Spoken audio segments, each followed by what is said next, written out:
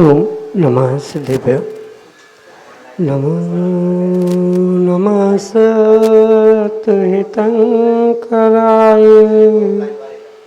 वीराय भव्याम्बुजभास्कराय अनंतलोकाय सुरार्चिताय देवादिदेवाय नमो जिनाय देवादिदेवाय नमो जिनाय। पंच प्रविष्टि भगवान की परम पूज्य आचार्य भगवंत गुरुवर विशुद्ध सागर जी मुनि महाराज की, परम पूज्य मुनिश्री सुप्रभ सागर जी महाराज की,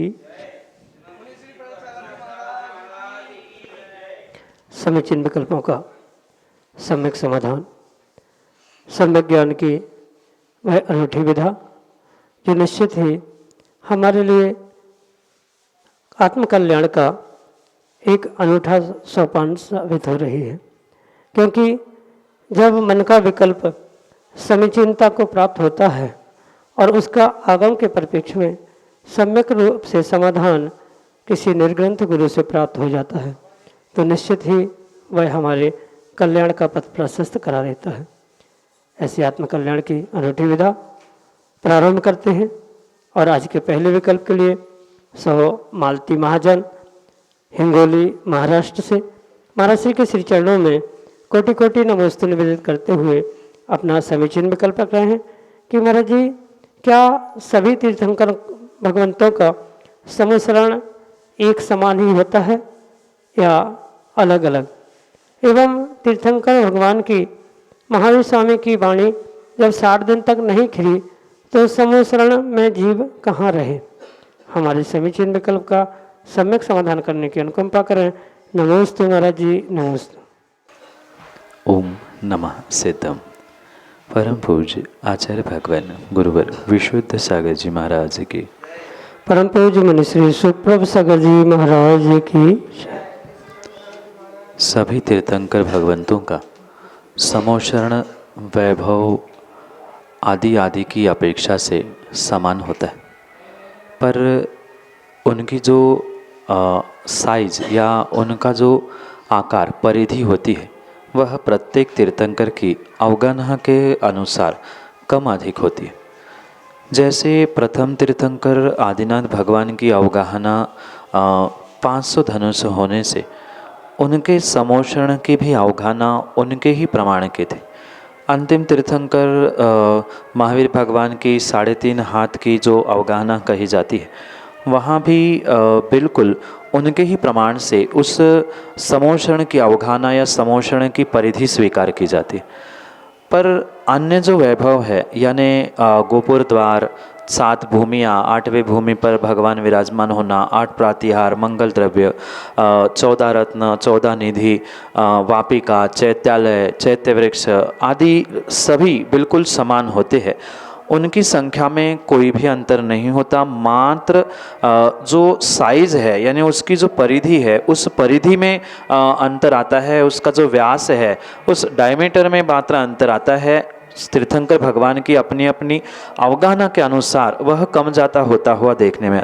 अन्य किसी भी प्रकार से वैभव, विभूति, भूमिया आदि में कोई भी वहाँ अंतर नहीं होता। दूसरा, जो तीर्थंकर महावीर स्वामी के समय में 60 दिन तक भगवान की वाणी नहीं खिली थी, वह जितने भी दिन वाणी नहीं खिली थी उतने दिन सभा का समय होता था, यानी 4 समय जो तीर्थंकर भगवान की वाणी खिलती है नियत समय होता है, उस समय पर सभी जीव वहाँ एकत्रित होते थे। पर वाणी नहीं खिलने के कारण पुनः अपने स्थान पे जाते थे, पुनः वाणी खिलने का समय आता था, वहाँ एकत्रित होते थे। ऐसे उनका काम आना जाना लगा रहा और जब 65वें दिन वह उत्कृष्ट पात्र तीर्थंकर के वाणी को ग्रहण करने वाला गौतम गणधर के रूप में प्राप्त हुआ, वह दिन से वह समोषण में दिव्य ध्वनि खिरना प्रारंभ हुई। क्योंकि केवल ज्ञान प्रकट होते ही दिव्य ध्वनि खिरे नहीं खिरे, पर समोषण तो तुरंत लगता है, और समोषण लग गया था। समोषण में भगवान विराजमान हो गए थे, सब कुछ विभूतियां प्राप्त हो चुकी थी, मात्र दिव्य ध्वनि नहीं खिरी थी। सभी जीव वहां अपने अपने कोठे में नियत समय नियत स्थान पर बैठते थे, पुनः जाते थे, पुनः आते थे। ऐसा लगभग वह 64-65 दिन तक चलता रहा, और फिर जब निमित्त मिला तब दूसरे दिन गुरु पूर्णिमा के बाद वीर शासन जयंती के दिन तीर्थंकर भगवान की वाणी खिरी। यही आपके लिए सम्यक समाधान। आशा जैन, इंदौर, मध्य प्रदेश से महाराज जी के चरणों में नमस्ते करते हुए अपना प्रश्न कर रहे हैं कि महाराज जी, क्या 5, 6, 7 प्रतिमाधारी श्रावक श्राविका बालों में डाई आदि का प्रयोग कर सकते हैं? हमारे समीचीन विकल्प का सम्यक समाधान करने की अनुकंपा करें। नमस्ते महाराज जी, नमस्ते। जो प्रतिमाधारी श्रावक होते उनके लिए तो अपनी सादगी, अपनी मर्यादा और उम्र आदि को देखकर ही कार्य करने की आवश्यकता है। जब 7 प्रतिमा, 5 प्रतिमा या 3 प्रतिमा भी लेकर आप अणुव्रतधारी पंचम गुणस्थान वर्ती मोक्ष मार्गी बनने का प्रयास कर रहे हैं, तो किसी भी प्रकार से ये कार्य आपको उन अवस्थाओं में शोभा नहीं देता। उसके पीछे मात्र लोक मर्यादा ही नहीं, अपितु वह डाय बनते समय कितने जीवों की हिंसा हो रही है, साथ में अपने आप को या अपने शरीर को सजाते हुए दूसरों को अपने प्रति आकृष्ट करवाना, ये भी बहुत बड़ी हिंसा है। मैं सुंदर दिखूं, शरीर की सजावट करना, ये भी एक प्रकार की हिंसा स्वीकार की गई। जो बनने में हिंसा हो रही है वो तो हिंसा है ही, उसके अलावा ये मर्यादा का उल्लंघन करना, ये भी पूर्ण रूप से हिंसा के ही अंतर्गत आएगा। इसलिए प्रतिमाधारियों को ये कार्य शोभा नहीं देता, क्योंकि आगम में इसके विषय में कोई व्याख्यान प्राप्त नहीं होता, क्योंकि उस समय पर ऐसी व्यवस्थाएं शायद नहीं होती होंगी, इसलिए ऐसा कोई उल्लेख वहाँ नहीं मिलता निषेध के रूप में। पर ये तो पूछने की ही, मतलब विचार भी करने की आवश्यकता नहीं है। जब प्रतिमा धारण कर ली तो फिर बालों को खिंचाव लगाना, डायल लगाना और प्रदर्शन करना, इसकी क्या आवश्यकता।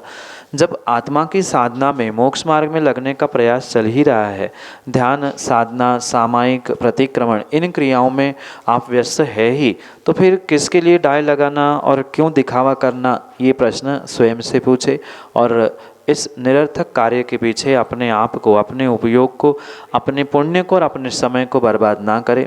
यही आपके लिए सम्यक समाधान। ज्योति लोहाड़िया, लक्ष्मीनगर, उज्जैन, मध्य प्रदेश से महाराज जी के चरणों में नमस्ते निवेदित करते हुए अपना प्रश्न रख रहे हैं कि महाराज जी, मंदिर में जाने पर जैसे ही भगवान के दर्शन करते हैं तो बुरे बुरे विचार आते हैं, तो हमारा प्रश्न यह है कि ऐसे विकल्प क्यों आते हैं?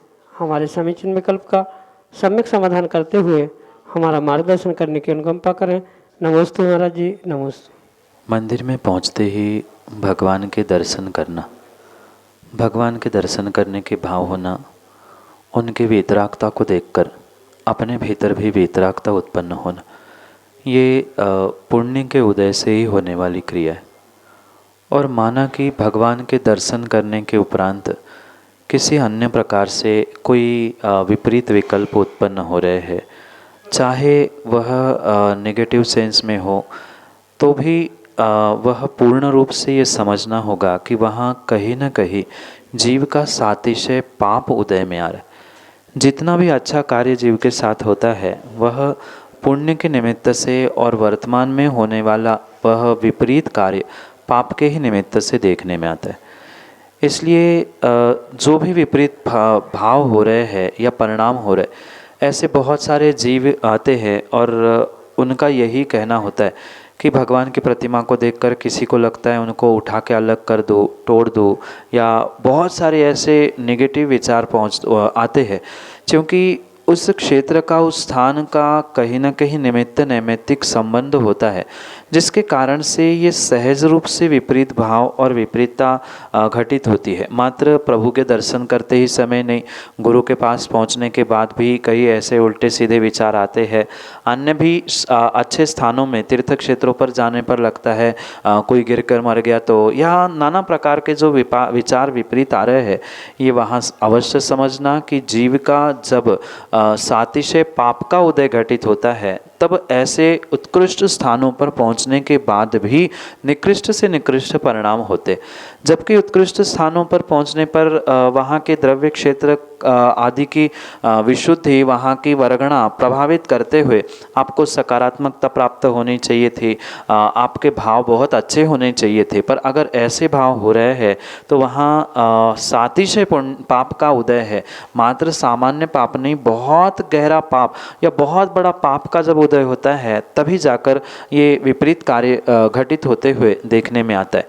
इसलिए ऐसे समय पर भले ही विपरीत भाव हो रहे हैं, विपरीत कार्य करने की इच्छा भी हो रही है, तो भी दर्शन करना नहीं छोड़ना चाहिए। पुनः पुनः भावों को संभालने का प्रयास करना चाहिए। जब भी भाव बिगड़ने का प्रयास हो तो कुछ क्षण के लिए पुनः बाहर निकले, पुनः पहुँचे। ऐसा करने से ही कुछ हद तक, कुछ अंशों में भाव सुधरने के या विकल्प कम होने की संभावना है। ये तो पाप का उदय है, वहाँ बैठे बैठे भले भले गलत विचार आ रहे हैं, गलत विकल्प आ रहे हैं, पर फिर भी भगवान की माला फेरना, भगवान को देखते रहना, जिससे कम से कम काय योग से और वचन योग से तो आप पापों से बच सकते हैं। मन योग विपरीत जा रहा है, उससे पाप का आश्रय हो रहा है। पर जो वचन योग है, मतलब आप माला बोल रहे हैं, स्तुति पढ़ रहे हैं, उससे वचन योग शुभ हो रहा है। काय योग, आप स्थिर भगवान के सामने हाथ जोड़कर बैठे हो, भगवान को देख रहे हैं, तो ये शुभ काय योग होगा। तो इनसे तो आप पापों से बच सकते हैं। मन योग से लगने वाला पाप, इन दोनों के तीव्र पुण्य के उदय से पुण्य रूप भी फलित हो सकता है। इसलिए प्रयास करें कि दर्शन करते हुए भागने का नहीं, अपितु वही बैठकर पुनः पुनः अपने भावों को, अपने मन को, अपने विकल्पों को सुधारने का प्रयास करें। यही आपके लिए सम्यक समाधान।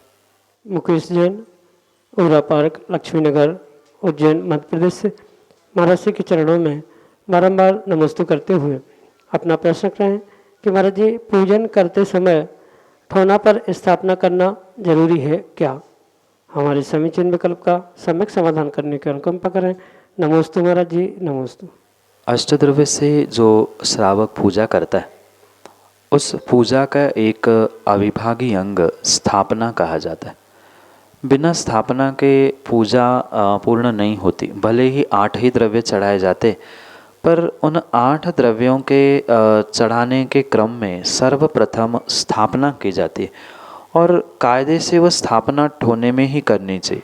ठीक है, कहीं विसंगति है, कहीं व्यवस्था नहीं हो पा रही है, अचानक से पूजा करने के भाव हुए, मंदिर में व्यवस्था नहीं है, या अन्य भी कोई बहुत बड़ी विषमता है, तो बिना ठोने के थाली में या अन्यत्र थाली में ही स्थापना की, तो उसमें कोई दोष नहीं है। पर कायदा और आगम की व्यवस्था तो यही है कि पूजा के पूर्व में ठोने में ही स्थापना करने की आवश्यकता है।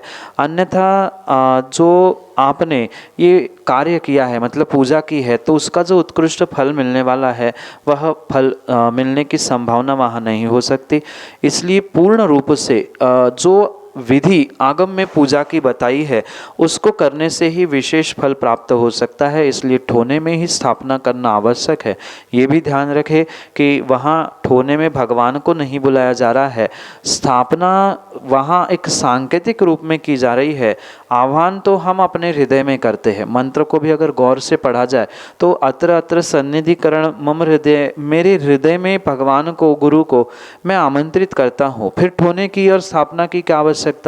श्रावक है, छद्मस्त है, भूल सकता है कि पूजा में मैंने स्थापना की थी, प्रभु को, गुरु को आह्वानित किया था, आमंत्रित किया था, भूल ना जाऊं, इसलिए एक सांकेतिक रूप में ठोने में स्थापना करना ये आगम का विधान है।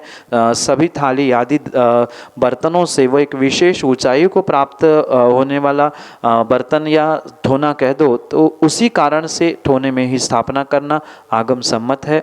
यही आपके लिए सम्यक समाधान। भव्य जैन, ऋषिनगर, उज्जैन, मध्य प्रदेश से अगले समीचीन विकल्प करें। मेरा प्रश्न यह है कि है ना, गणेश जी अपने घर पे क्यों नहीं लगाते हैं? हम जो गण के ईश है यानी आचार्य भगवंत है, उन्हें ही गणेश कहते हैं। या जो गणधर भगवान समोषण में सभी मुनिराज, सभी आचार्य भगवंतों का, सभी संघों का प्रतिनिधित्व करते हैं, उन्हीं गण का ईश गणेश के रूप में मानते। इसलिए अन्य जो भी मान्यता से प्राप्त हुए वर्तमान में बने हुए जो प्रतिमा के रूप में देखने में आते हैं, विराजमान किए जाते हैं, उनको सामान्य रूप से हम कहीं विराजमान नहीं करते, क्योंकि शब्द भले ही वही है पर हमारी मान्यता उस गणेश को लेकर गणधर भगवान जो निर्ग्रंथ दिगंबर मुनिराज मुनि संघ का और पूरे समोशरण में सभी संघ का प्रतिनिधित्व करने वाले उनके जो मुखिया के रूप में, गणधर के रूप में स्वीकार किए जाते हैं, उनको ही हम गणेश के रूप में मानते हैं और उनको ही हम पूजते हैं। इसलिए किसी अन्य रूप में प्राप्त जो प्रतिमा है, आकृति है, उनको हमारे यहाँ विराजमान करने की व्यवस्था नहीं है। और इसी कारण से किसी भी प्रकार से ऐसे रूप में मिट्टी आदि से प्राप्त इन आकृतियों को हम अपने घर में, मंदिरों में या अन्यत्र विराजमान नहीं करते। हमारी अपेक्षा से गणधर भगवान ही हमारे लिए गणेश के रूप में है, इसलिए अन्य किसी रूप में हम उन्हें नहीं मानते। यही आपके लिए सम्यक समाधान। रूपाली जोहरापुरकर, नागपुर, महाराष्ट्र से अगले समीचीन विकल्प के लिए। नमोस्तु महाराज, नमोस्तु नमोस्तु नमोस्तु। जैसा खाए अन्न वैसा होए मन, जैसा पियो पानी वैसे होए वाणी। आपकी आहारचर्या तो पराधीन है, फिर आप आपके मन को कैसा संभाल करके आपका पूरा जीवन व्यतीत करते हैं? नमोस्तु महाराज। नहीं, नमोस्तु नमोस्तु। पराधीन मुनिवर की चर्या, पर घर जाए मांगत कुछ नहीं। ऐसे जो लोकोक्ति है ये परम सत्य है। निर्ग्रंथ मुनिराज प्रतिदिन नाना प्रकार के श्रावकों के घर में पहुंचते हैं, नाना प्रकार के भोजन, व्यंजन, पदार्थ आदि ग्रहण करते।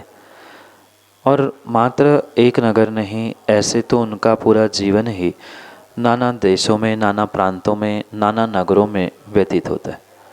और ये आज की व्यवस्था नहीं है, अभी तो ये तो निर्ग्रंथों का चर्या का एक अविभाज्य अंग है कि वे प्रतिदिन विधि या वृत्ति परिसंख्यात के निमित्त से जहाँ पुण्य होता है, पुण्य का नियोग होता है, वहाँ उन कुलीन श्रावक के घर में पहुंचकर आहार ग्रहण करते हैं, और वो भी एक समय।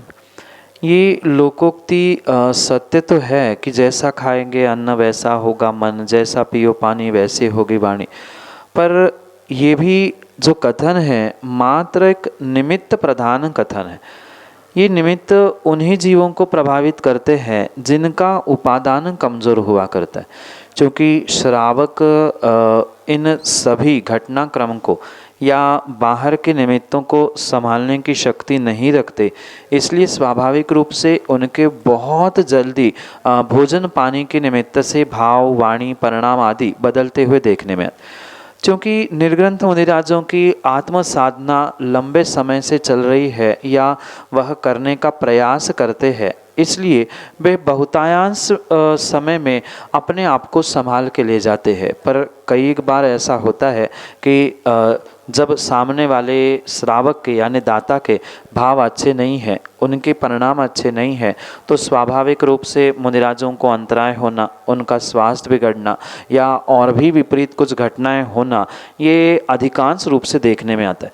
और यही जो निमित्त नैमित्तिक संबंध है, मतलब उन्हीं के घर में जाने के बाद, भोजन करने के बाद विकल्प क्यों हुआ, अंतराय क्यों हुआ, या स्वास्थ्य वहाँ से ही क्यों बिगड़ा, तो उन जीवों का मतलब दाता का और पात्र का वैसा ही कुछ पुराना नियोग रहता है, संयोग होता है, जो तत्समय में निमित्त नैमित्तिक के रूप में उदय में आता है और विपरीतता घटित होते में देखने में आती।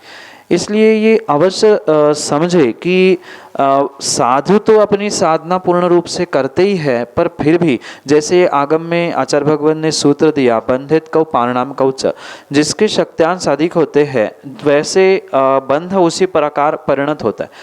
सामने वाले दाता की अगर निगेटिविटी अधिक है, उसके भोजन बनाने में या पानी आदि में या किसी भी कार्य में करते समय जो उसने उसमें निगेटिविटी भरी है, नकारात्मकता है या और भी विपरीतता है, अशुद्धि भी है, तो उसका फल नियम से कहीं ना कहीं साधु को वर्तमान में मिलता है। हाँ, किसी को कम किसी को अधिक, ज़रूरी नहीं है कि पूर्ण उनकी वाणी ही बदल कर विपरीत कुछ हो जाए, ज़रूरी नहीं है कि बिल्कुल मन श्रावकों जैसे उल्टा ही चलने लग जाए। पर साधु गृह प्रवेश करते ही, मतलब जिस चौके में पड़गान हुआ है, मुद्रा लगाकर घर की सीमा लांघते हुए या दहली लांघते हुए ही उसे समझ में आता है कि आज कुछ विकल्प होने वाला है, आज कुछ गड़बड़ होने वाला है, आज अच्छा होगा आदि सब कुछ उनको पहले ही समझ में आता है। पर वे दया और करुणा के प्रतिमूर्ति होने से वे जानने के बाद भी कभी भागने का, मतलब छोड़ के जाने का प्रयास नहीं करते। वह स्वीकार करते, ठीक है, जब नियोग जैसा होगा वैसा कार्य होगा। और इसी कारण से वह पुनः जब समझ में आता है तो और संभालने का प्रयास करते हैं, अपने भावों को, अपने उपादान को संभालने का प्रयास करते। क्योंकि अगर साधु ये सोच ले कि वह निमित्त प्रभावित करेगा, उनके घर भोजन करने से मेरा मन खराब हो जाएगा, तो साधु कभी अपनी चर्या का निरतिचार पालन कर ही नहीं सकता। इसलिए पहले ही वो मन बना लेते हैं कि नहीं, हमें तो इन विषमताओं के साथ जीते हुए भी अपने आप को संभालने की आवश्यकता है। और बिल्कुल उसी दिशा में उनका प्रारंभ से ही पुरुषार्थ होता है। कुछ स्थानों में या कहीं किसी केसेस में ये भी देखने में आता है कि निर्ग्रंथ साधु अभी दीक्षित है, उनको इसका बोध नहीं है, तो वह बहुत जल्दी शीघ्रता से प्रभावित होते हैं। जो चिर दीक्षित होते हैं उनको देर से स्वास्थ्य में या किसी विसंगति को वो प्राप्त होते हैं। कुछ शरीर से कमज़ोर होते हैं कुछ बीमारी के कारण से, तो पुनः ऐसे निमित्त मिलने पर उनके लिए पुनः और प्रभाव पड़ते हुए देखने में आता है। ये सभी निमित्त नैमित्तिक संबंध कितने ही प्रबल क्यों ना हो, पर यह सत्य समझे कि उपादान की जैसी क्रियाकारित्वता होगी या उपादान जैसा होगा वैसे ही कार्य होगा। पर कभी कभी उपादान पर भी वह प्रबल निमित्त, जैसे उनके शक्त्यांश नेगेटिविटी के, विपरीतता के, अशुद्धि के अगर शक्त्यांश अधिक होते हैं तो उनको भी बीमार पड़ना ही पड़ता है। कई बार बड़े बड़े महातपस्वियों को भी जब उन्होंने महीने के उपवास किए, फिर तो अंतराय आना ही नहीं चाहिए था, पर फिर भी महीने के उपवासों के बाद पारने में ही अंतराय आ जाता है या स्वास्थ्य बिगड़ जाता है। ये निमित्त नैमित्तिक संबंध है और वो भी कहीं ना कहीं पुराने काल से यानी पिछली पर्यायों से चलता आया हुआ संबंध है, जिस कारण से ये सब कुछ घटित होते हुए देखने में आता है। इसलिए वे साधना तो करते ही है, पर श्रावकों का भी कर्तव्य होता है कि अधिक से अधिक उसमें दोष ना लगाए, मतलब उनकी ऐशना समिति में निर्दोष पालन करने का प्रयास करे, उनकी जितनी शुद्धि रखते हुए उनको आहारचर्या संपादित करने का प्रयास करे, वह उनका कर्तव्य है। क्योंकि साधु चौके में जाकर देख नहीं सकता कितनी शुद्धि है कितनी अशुद्धि है, ना पूछ सकता है।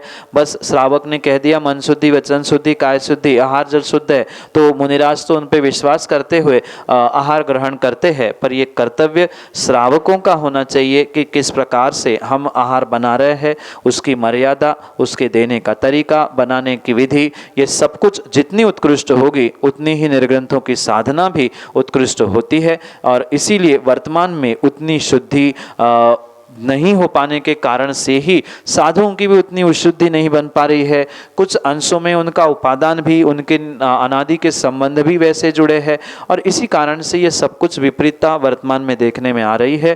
पर लोकोक्ति मात्र लोकोक्ति होती है, सामान्य कथन होता है। ये कहीं ना कहीं अपने उपादान को संभालते हुए, अपने भावों को अपने अंदर की विशेष तपस्या के माध्यम से संभालते हुए इन निमित्तों से प्रभावित ना होने का ही प्रयास करते हैं। और फिर भी क्वचित कदाचित अगर नहीं संभल पाते, सामने के शक्त्यांश यानी पात्र के शक्ति से दाता के शक्त्यांश नकारात्मक या अशुद्धि रूप अधिक होते हैं, तो विपरीत फल अवश्य ही देखने में आता है। यही आपके लिए सम्यक समाधान।